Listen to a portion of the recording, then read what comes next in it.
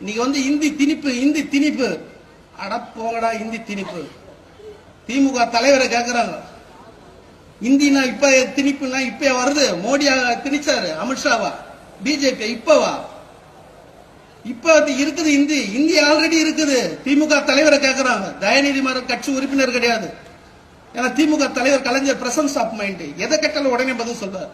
அவரை கேட்கிறாங்க பத்திரிகையாளர், தயநிதி மாறன் கட்சியுடைய உறுப்பினர் கிடையாது, கட்சி எந்த பதிவுல கிடையாது.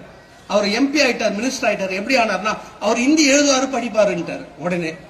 ஏன்னா பிரசன்ஸ் ஆஃப் மைண்ட் உடனே சொல்லிட்டாரு. அப்ப தயநிதி மாறன் படிக்கும் போது இந்தி இருக்குது தமிழ்நாட்டில். எங்க இருக்குதுன்னா தனியார் பள்ளிக்கூடத்தில் இந்தி இருக்குது.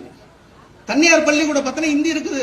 இன்னைக்கு இந்தி எதிர்ப்பு, இந்தி திருப்பி போராட்டம் பண்ற எல்லா தலைவருடைய குழந்தைங்க, பேரன் பேத்தி மகள் எங்க படிக்கிறாங்கன்னா தனியார் பள்ளிக்கூடத்தில். அந்த அப்ளிகேஷன்ல கேட்கறாங்க செகண்ட் லாங்குவேஜ் என்னன்றான், இந்தியா, சமஸ்கிருதமா, பிரெஞ்சுன்றான். எல்லாம் இந்தியன் டிக் பண்ணிட்டு வரான். அப்ப தமிழ் தேசியவாதி இன்னைக்கு தமிழ்நாட்டில் இந்தி இருக்குது, தனியார் மையத்தில் போய் போராட்டம் பண்ண சொல்லு, இந்தி திணிக்காத, இந்தி எதிர்க்க சொல்லு, பார்ப்போம். பண்ண முடியாது. ஏன்னா தனியார் மைய பள்ளிக்கூடவே எல்லாம் அவங்களுக்கு தான். இன்னைக்கு திமுக அரசு, அண்ணா திமுக அரசு தான் இன்னைக்கு பள்ளிக்கூடம், இந்த எஜுகேஷன் இன்ஸ்டியூட்டே அவங்க தான் வச்சுன்னு இருக்கிறாங்க. கல்வி கூடாரமே அவங்க கையில தான் இருக்குது. இன்னைக்கு அவங்கள தாண்டி யாருக்கிட்ட கிடையாது. அப்ப எங்க படிக்க கூடாதுன்னு பாத்தீங்கன்னா இந்தி திணிக்க எங்க கூடாதுன்னா அரசாங்க பள்ளிக்கூடங்கிறது பத்தியா, இங்க இந்தி திணிக்க கூடாது, இந்தி வரக்கூடாது. அப்ப அரசாங்க பள்ளிக்கூடத்துல யார் படிக்கிறா? ஏழை குழந்தைங்க தான் படிக்க கூடாது. ஏழை குழந்தைங்க தான் அரசாங்க பள்ளிக்கூடத்துல படிக்குது. அப்ப இங்க மட்டும் தான் எதிர்க்கிறாங்க.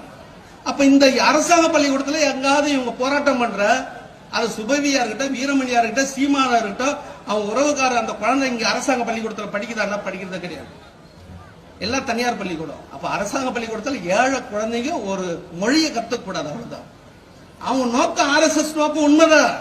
இந்தி மூலியமா சமஸ்கிருதம் வரும், சமஸ்கிருதம் மூலியமா அவனுடைய தத்துவம் கொள்கை வருது, உண்மைதான். அதுக்கு வேண்டிய ஆட்சி உங்ககிட்ட இருக்குது, அதிகாரம் இருக்குது.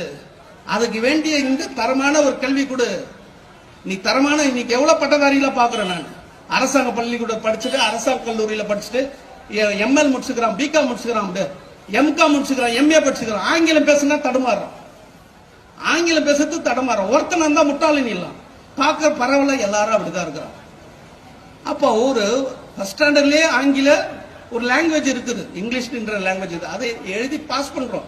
10ஆம் கிளாஸ் ஆனுவல் எக்ஸாம் அதுலயும் பாஸ் பண்றோம். +2 டிகிரி படிக்கிறோம். ஆனா ஆங்கிலம் பேசினா தடுமாற்றம் வரும். ஆனா அரசாங்கத்துல அனுமதி வாங்கி பர்மிஷன் வாங்கி நடத்துற பள்ளிக்கூடத்துல பாக்குறேன், 3ஆம் கிளாஸ்லயே குழந்தைங்க இங்கிலீஷ் பேசுது, 5ஆம் கிளாஸ்ல பாத்தீங்கன்னா ரொம்ப தரவா பேசுது.